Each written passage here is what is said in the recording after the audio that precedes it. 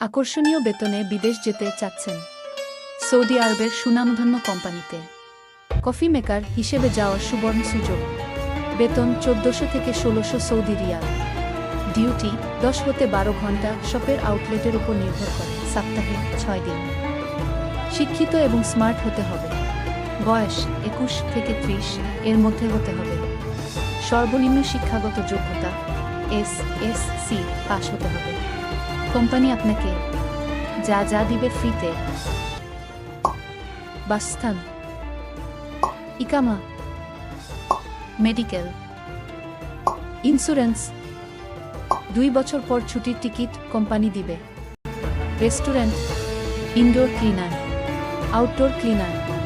বেতন 1000 থেকে 1400 Saudi Real. Duty 8 ঘন্টা, সপ্তাহে 6 দিন।